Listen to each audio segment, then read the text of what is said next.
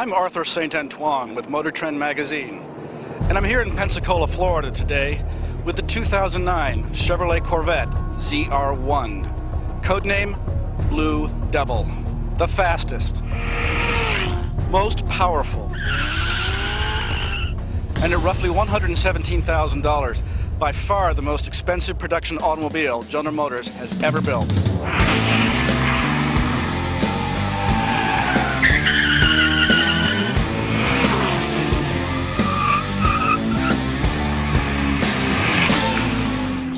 That's right, more than $100,000 for a Chevrolet.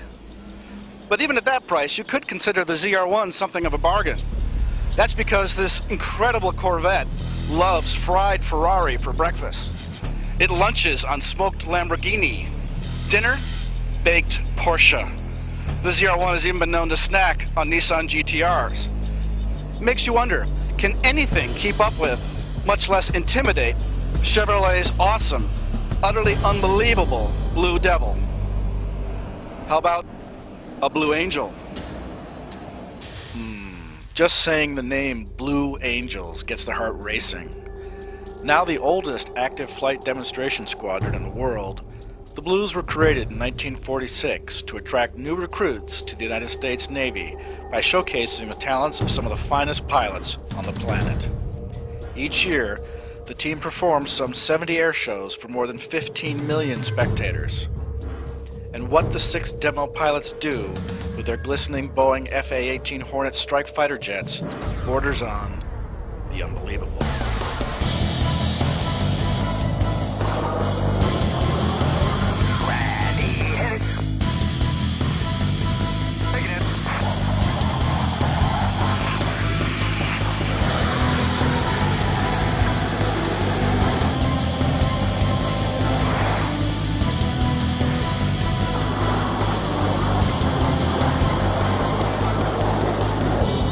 The show's high-G aerobatic maneuvers, which include loops, barrel rolls, minimum radius turns, inverted flight, place intense demands on pilots and aircraft alike.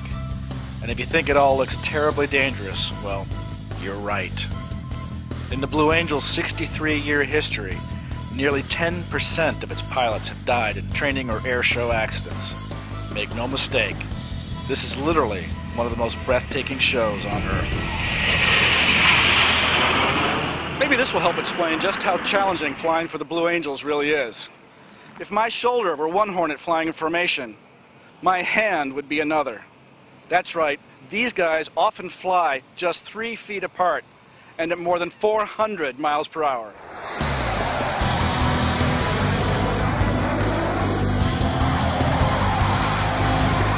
The right stuff? This is righteous stuff. Now it's time to meet my adversary, the man who will attempt to outgun me and my Blue Devil.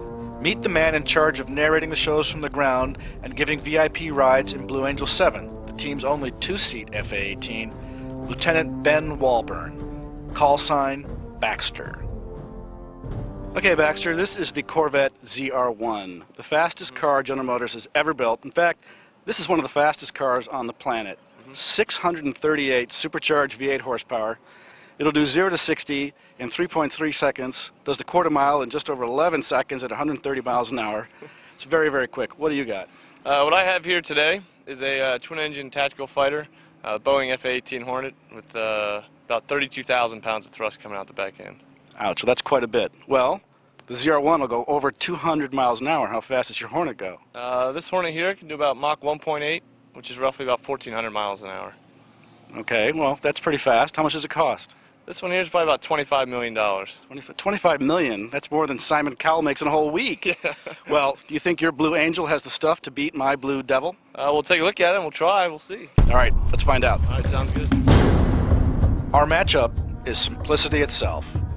From a standing start, we'll run a straight 1-mile drag race. First one across the finish line wins. The runways here at Naval Air Station Pensacola are 8,000 feet long. That means I'll have enough time to accelerate the Blue Devil up to the mile marker, at which point I'll probably be doing around 180 miles an hour.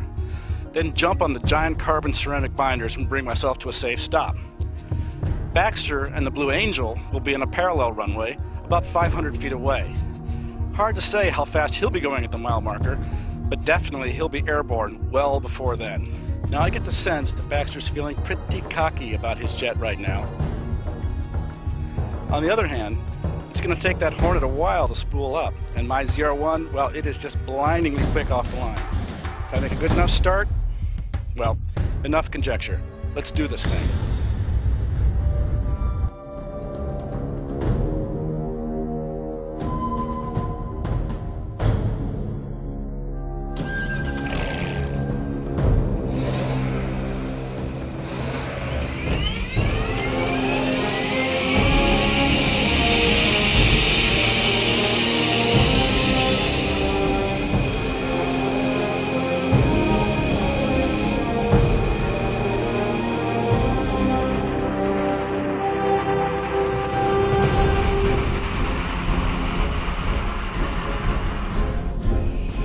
A good start will be critical for my chances. Baxter has 32,000 pounds of afterburner-fed thrust on his side, but I've got the electrifying acceleration of 638 supercharged horsepower. My ZR1 can reach 60 miles an hour in just 3.3 seconds and blazes through the quarter mile in just over 11 seconds at 130 miles per hour. Hopefully, the twin General Electric turbofans in Baxter's Hornet will still be spooling up as I rocket into the lead. And besides, I could get lucky. Maybe Baxter will accidentally leave his jet's tail hook down or something.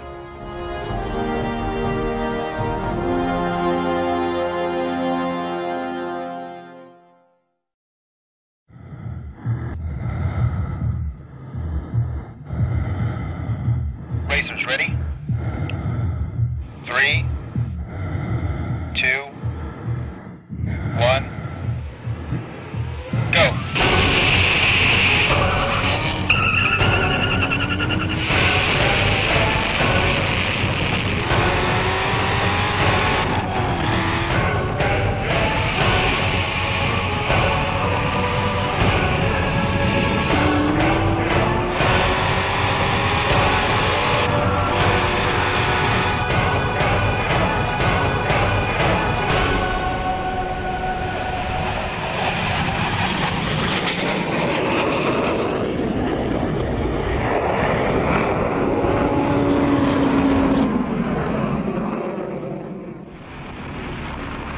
Well, that wasn't even close. Alright, fine. I'd be lying if I said I actually expected the Blue Devil to be able to beat the $25 million Blue Angel in a drag race. But I thought at least, well, I'd lead for a while. Instead, Lieutenant Walburn and his FA-18 were already pulling ahead by around 80 miles per hour. I was barely at the half-mile marker when he crossed the finish line and stood the Hornet on his tail for a vertical climb. Big show-off. By the time I finally crossed the finish line myself, doing 172 miles per hour, Lieutenant Walburn was somewhere up in the clouds. He'd passed the finish line going about 345 miles per hour. I'm sure I creamed him on gas mileage, though. Alright, Baxter, it wasn't a contest. Your Blue Angel destroyed my Blue Devil. I gave it everything I had, but that F-18 is just too fast. How did it feel for you in the cockpit? Pretty good. That thing gets up and goes pretty good once you put 32,000 pounds of thrust going out the back end. Now, were you able to see the ZR1 at all during the race? Yes, I did. I peeked over right away, and you kind of got a little bit of a lead on me initially, and then I just kind of caught up and went by. I thought it might last a little longer than it did, but it didn't. Well, I'll tell you, I think the only two jobs that people really might envy each other for are jet pilot and test car driver, maybe Playboy photographer. But right now, the two of us maybe have the best jobs in the world. Would you like to do a little trading places today and maybe try my vehicle? I try your jet? Sounds good. Let's go. All right, let's try it out. All right. By now, Lieutenant Walburn is an old hand at breaking the sound barrier in the sky. But how would he feel piloting 638 supercharged Motown horsepower across the ground? Only one way to find out. Strap Mr. Blue Angel in behind the wheel and take the Blue Devil out for a full throttle blast. Okay, Baxter, we're in the ZR1 now. You get a chance to try the Blue Devil coming from the Blue Angel. All right. You ever driven a Corvette before? I don't think I can remember if I've ever driven one before. All right, well, this is the ultimate Corvette. Okay. So this will be a memorable experience. Okay. Give it a shot. All right, we'll see what we shall do.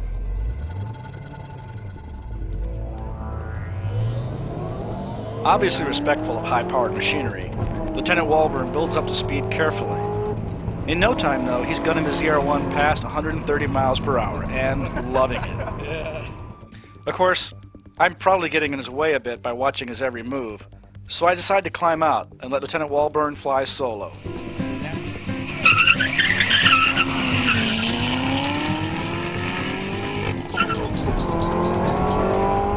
Naturally, right away he transforms into a teenager with Dad's car keys.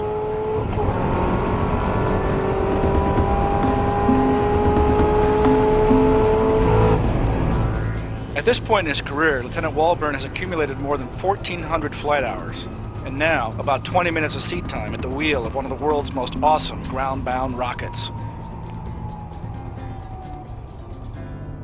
Now it's my turn. In the ready room, I begin suiting up for the ride of a lifetime, a no-holds-barred flight in a Blue Angels FA-18 Hornet.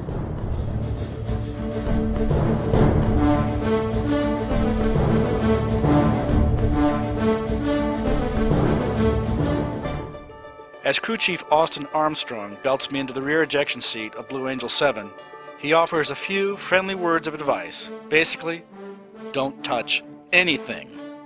During hard airshow maneuvers, Blue Angel's pilots regularly experience forces many times the force of gravity, often over 7G, which makes a 200-pound man feel like he weighs more than 1,400 pounds and can squeeze the blood out of his skull as if it were caught in the jaws of a giant, invisible lemonade press.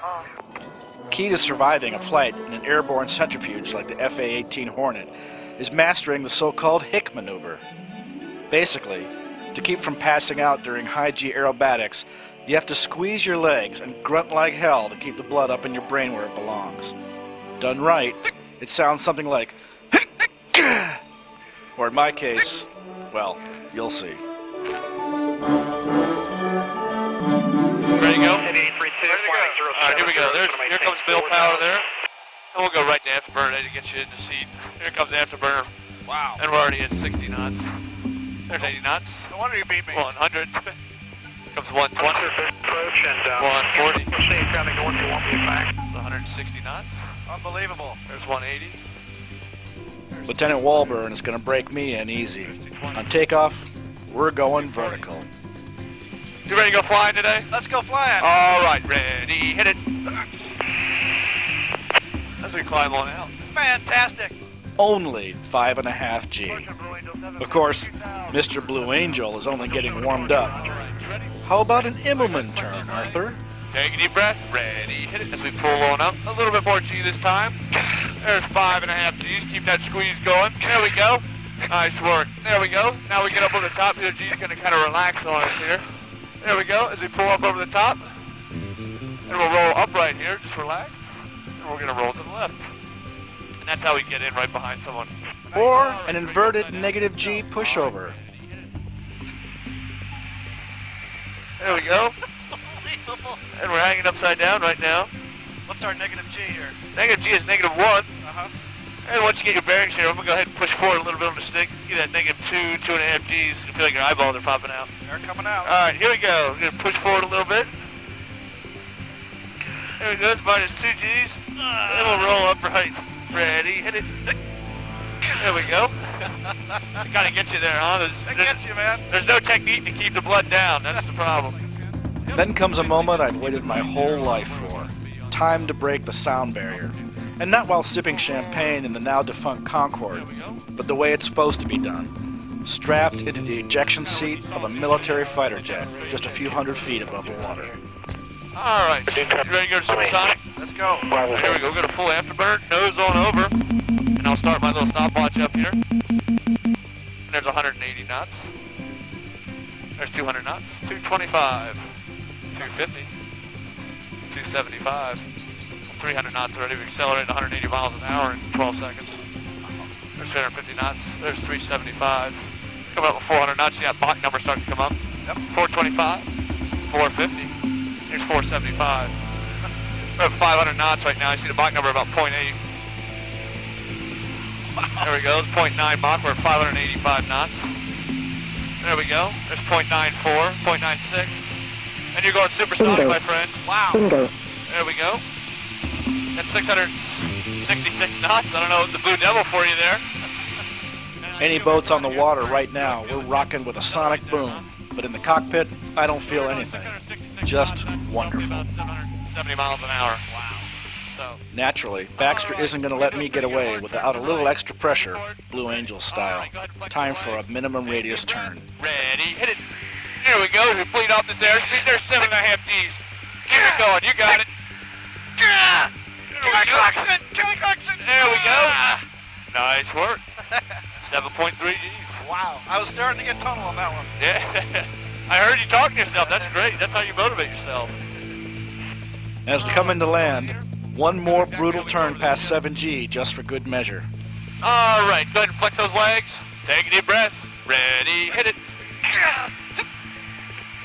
There we go. Keep it going. There's 7 Gs. Nice work. We got it. There we go. We'll roll on out here. Did you even hear a hic from Lieutenant Walburn? I didn't. I don't think the guy's even sweating. Nice job. Whew! Now I know how it feels to ride in a washing machine set on the spin cycle. Somehow, I've managed not to pass out, even during several turns at well over 7G. My lunch is even still where it belongs. My brain, though, is now etched with a memory I'll never, ever forget. How did these guys do this day in and day out? And with other aircraft just a few feet away? Oh yeah, they're Blue Angels. And what does our Blue Devil versus Blue Angel race prove, you ask? Oh please, if you have to ask, you obviously don't understand the deep-seated Darwinian forces that compel boys of all ages to play at any opportunity with fast and expensive toys. What's clear after racing the Corvette ZR1 against the Boeing FA-18 Hornet, however, is that the US of A builds two of the world's most monumental and unforgettable speed machines. Doesn't matter which flavor you prefer, this is American engineering at its best. Red, white, and very, very blue.